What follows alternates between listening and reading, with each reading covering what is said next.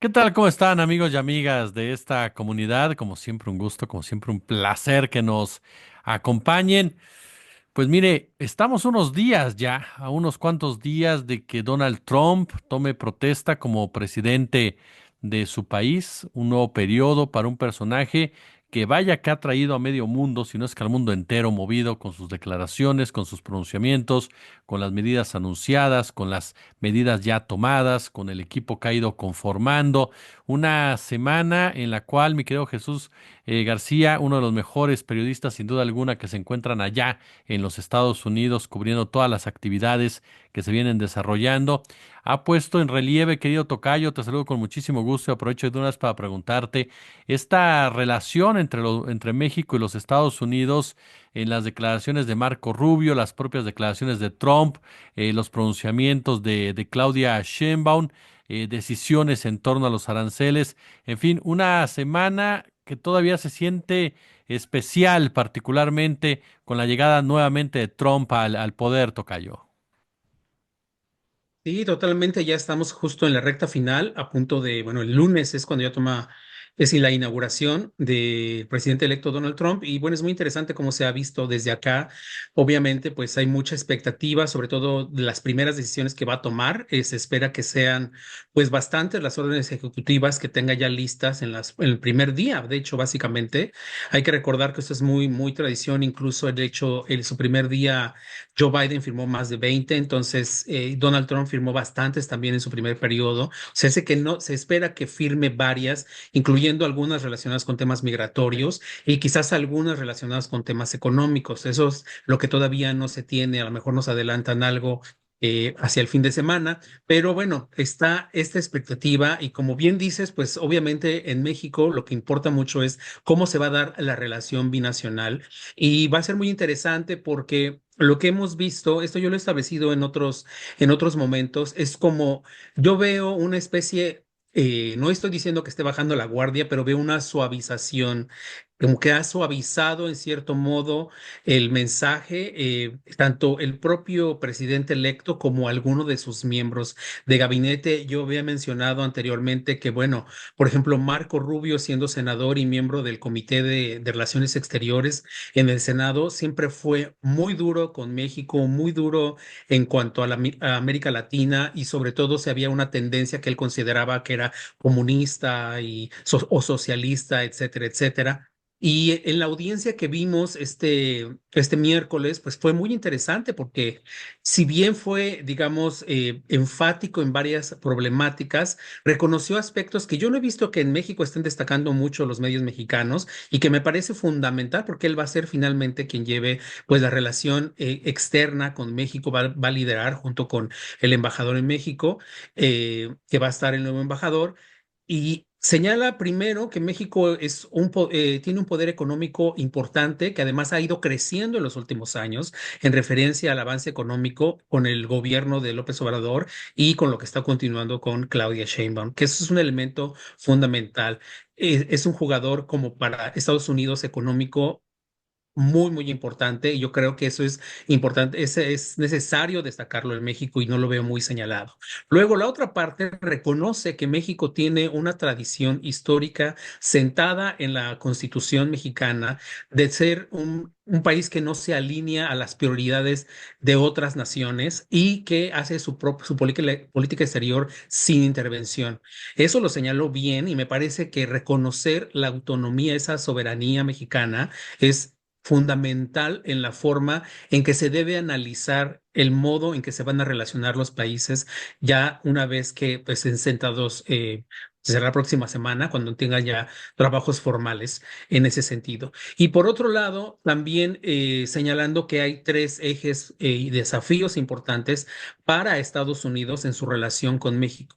Ya no es solamente decir México tiene un problema, sino nosotros tenemos un problema porque México está asumiendo incluso problemáticas que si no trabajamos juntos puede ser difícil enfrentarlas. Entonces, ver ese Marco Rubio con ese nivel de discurso evidentemente protegiendo mucho el protocolo tradicional republicano de nosotros tenemos que buscar nuestros intereses principalmente, pero reconociendo el desafío y lo entrelazado que están ambos países, ¿no? Y esa necesidad de aumentar la cooperación.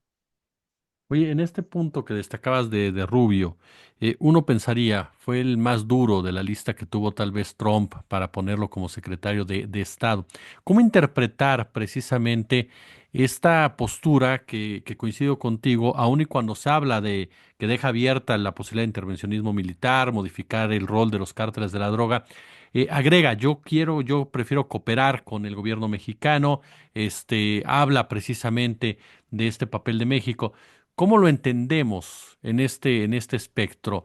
¿Como una especie de guiño a los operativos que ha hecho Omar García Harfuch en algún momento? ¿Como una respuesta también a los posicionamientos que ha tenido Claudia Sheinbaum? ¿O como una propia estrategia por parte del trumpismo de que al llegar al poder de una u otra forma debe de comportarse de una manera diferente a como lo puede hacer en campaña? Yo creo que mucho del mensaje que ha enviado y la forma en que ha respondido la presidenta Claudia Sheinbaum sí ha tenido una incidencia importante en la forma o el tono que el gobierno estadounidense va a referirse hacia México. Yo creo que eso es importante y lo vimos y me parece que hacer esta comparación es fundamental. La forma en que Trump se refirió a Canadá fue muy distinta a la forma en que se empezó a referir a México una vez que la presidenta Sheinbaum empezó a hablar y referirse a la autonomía de sí queremos cooperación, pero no vamos a hacer ninguna subordinación, no nos vamos a subordinar de algún modo. Eso me parece que es fundamental porque una de las cosas que también me parece interesante señalar es que Trump sí respeta a aquellos líderes que se plantan, o sea, que son líderes que muestran valentía en cierta forma, en la forma de expresarse, o sea, son muy claros, pero están abiertos a un diálogo, es decir, encuentra de algún modo un par con el cual dialogar. Yo creo que eso es muy bueno. Le tienen una muy buena imagen la presidenta en el grupo republicano, la ven con buenos ojos y con posibilidades de negociar en varios aspectos. Sin duda, lo que están haciendo ahorita creo que es positivo. Lo que está haciendo ahorita la presidencia en México y el secretario en México de Seguridad Omar Harfuch con estos operativos que están haciendo. Recién vi, no tengo la cantidad exacta del operativo, pero vi que fue un operativo enorme que hubo una confiscación de droga en alta mar, que es impresionante, incluso el video también que se tiene. Es decir, hay un trabajo que no habíamos estado viendo y hay que reconocerlo de esa forma, de la misma forma anteriormente, al menos en el sexenio previo, no se vio de esa manera o no se presumió de tal forma. Ahora sí lo estamos viendo de una manera como más enfática. Vimos en la operación Colmena, me parece que se llamó en el Estado de México, que ha sido fundamental y que puede ser un modelo incluso aplicar en algunos otros estados donde el crimen organizado está creciendo. Entonces, todo eso en conjunto sí son mensajes. Y yo creo que también aquí hay que recordar algo. Durante esta ventana, más o menos un mes y medio, es los grupos, tanto políticos de Trump como de Joe Biden, tienen que estar hablando de manera pues integral, prácticamente es como una misma administración, ¿no? Colaborando, lo vimos con el acuerdo que hubo con Israel y Hamas para el tema de Gaza, ¿no? Porque ellos estuvieron trabajando de manera conjunta. Yo no dudo, porque no estamos teniendo esta información, digamos, revelada, porque es proceso de transición y está muy a cuentagotas, que estén relacionándose muy bien y viendo cómo trabajan con México, con los avances que se tuvieron en los últimos años contra el crimen organizado. Entonces, cuando habla Marco Rubio de decir yo preferiría que aumentáramos la cooperación con México a pensar, por ejemplo, nombrar a los cárteles como grupos terroristas. Él entiende perfectamente lo que significa nombrarlos como terroristas y yo lo publiqué en un tuit. Es un efecto boomerang que no creo que Estados Unidos quiera asumirlo de esa forma.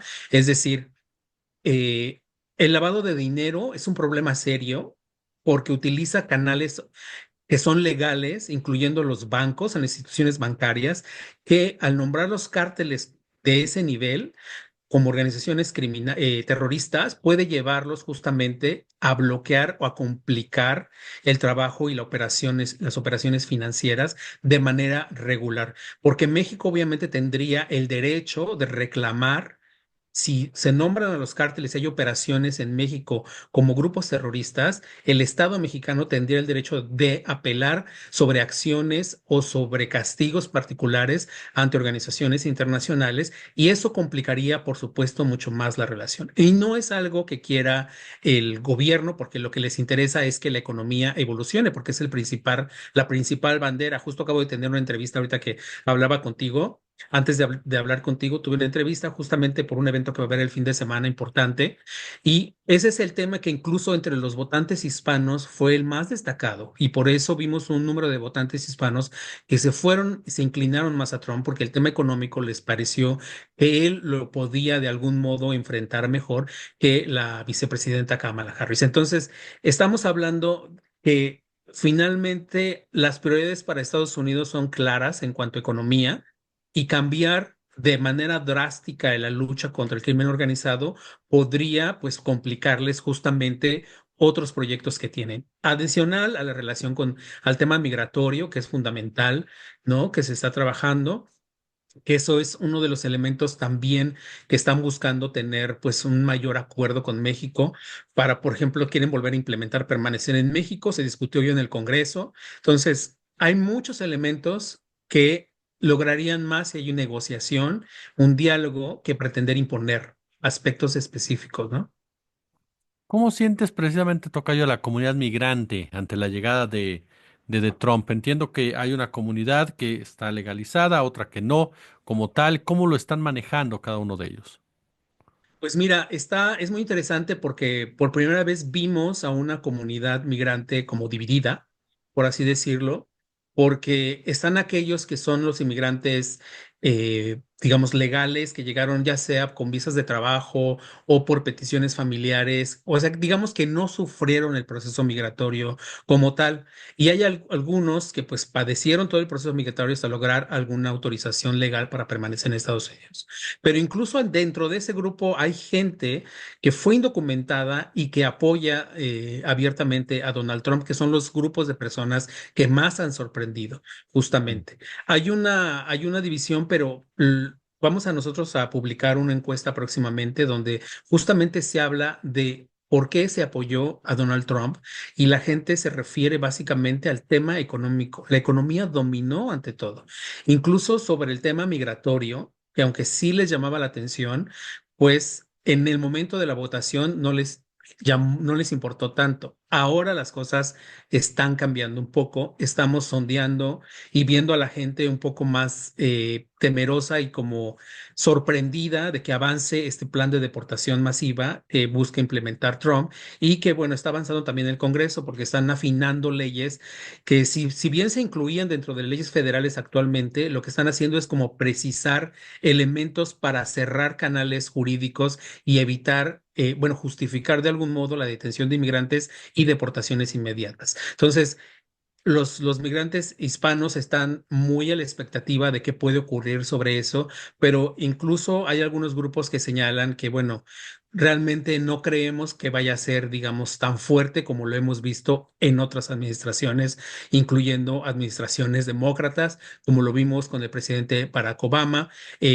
Por ejemplo, lo vimos ahora también con el presidente Joe Biden, que aquí básicamente para rescatar un poco la administración Biden no tenía enfocado a deportar a cualquier persona, sino a las personas de muy nuevo ingreso, es decir, que tuvieran menos de un año o máximo 2 años en Estados Unidos como indocumentados. No, las personas antes de eso no eran procesadas como tal si no hubieran cometido algún delito y enfocarse en aquellas que eran un delito. La nueva política más bien se ampliaría completamente y eso no importaría si tú llevas 5, 10, 15 años o 20 años, si te detienen, por ejemplo, porque están haciendo una redada para buscar a una persona por un delito en particular, pero tú eres indocumentado y estás por ahí, pues no importa, con permiso y te van a llevar. Entonces, la gente se está dando cuenta también de eso. Oye, ahorita que mencionabas a Biden, Biden cierra con este discurso en donde habla de una nueva oligarquía que está tomando el poder y que está socavando la democracia de los Estados Unidos.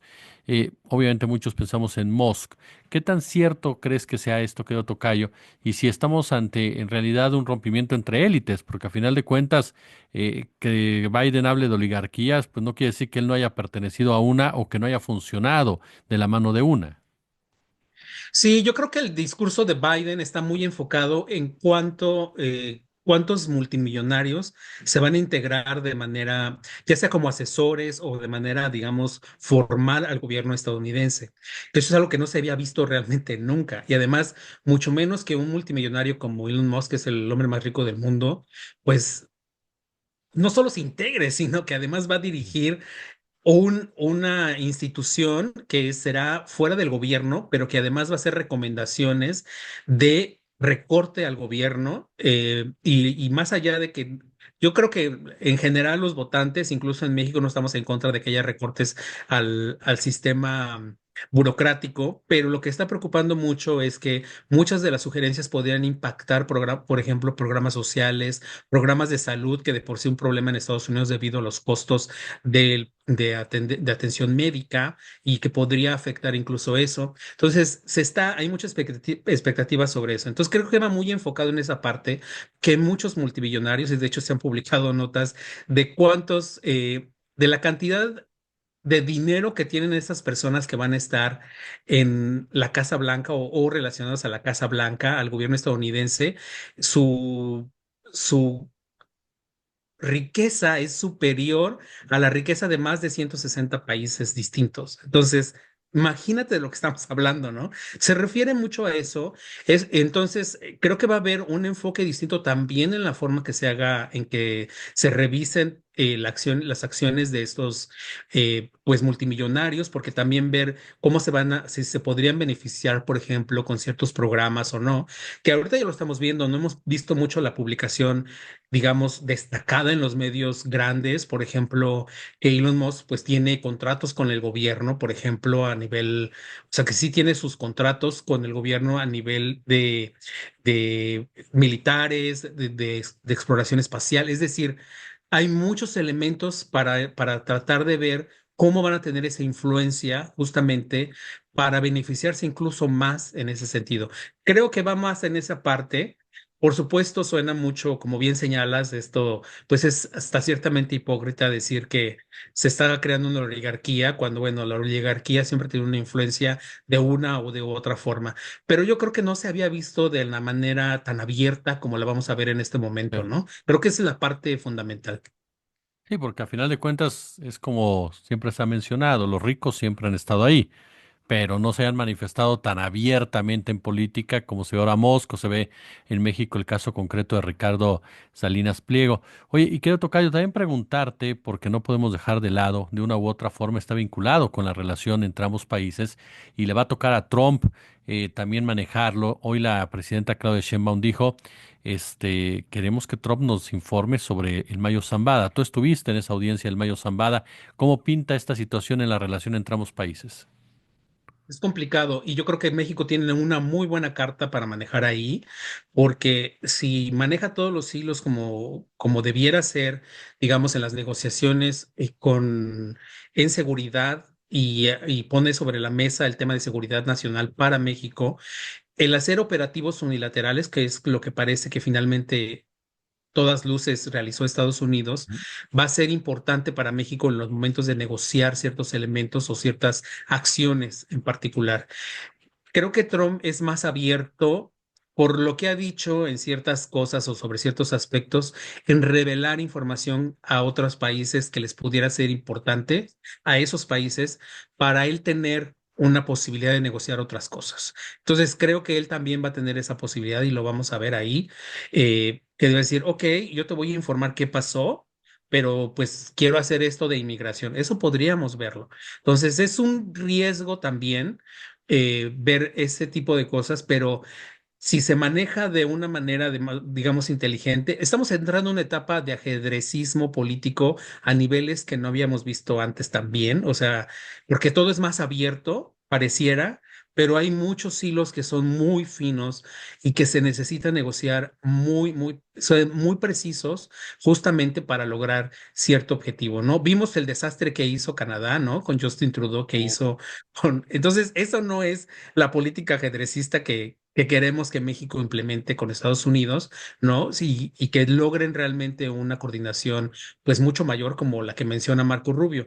Pero sí esta parte me parece fundamental. Creo que México tiene esa posibilidad de reclamar y exigir. Y no solamente en esa parte, vimos el reporte, por ejemplo, viene una decisión importante sobre el manejo de armas, el tráfico de armas.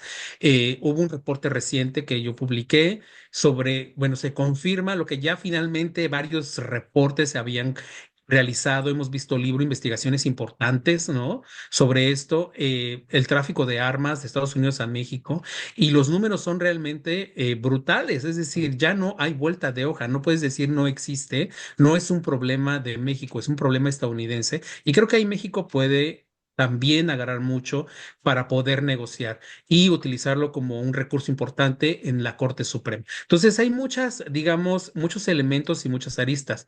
Una cosa que también debería de aprovechar México, fíjate, Marco Rubio lo dijo en su audiencia cuando habló sobre inmigración, dijo, México mismo está enfrentando un problema serio de inmigración, o Ujú. sea, padeciendo ya la cantidad de inmigrantes que le están llegando de América del Sur, de Centroamérica y de otros países que incluso, y eso es cierto, ha aumentado la xenofobia en el sur de México contra esos inmigrantes porque les impacta.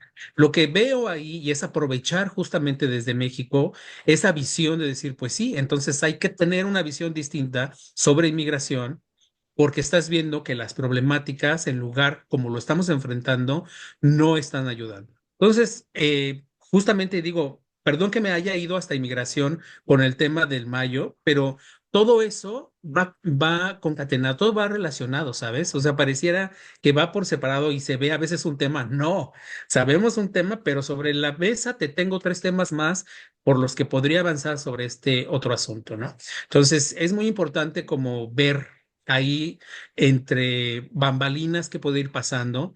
También creo que es importante que la presidenta Sheinbaum haya hablado directamente con Trump y que él mismo haya reconocido, porque eso no lo había reconocido ningún presidente abiertamente, mucho menos, digamos, antes de iniciar su gobierno, de tenemos un problema serio, perdón si escuchas ahí las ambulancias, estamos cerca de un hospital, entonces eso pasa a veces.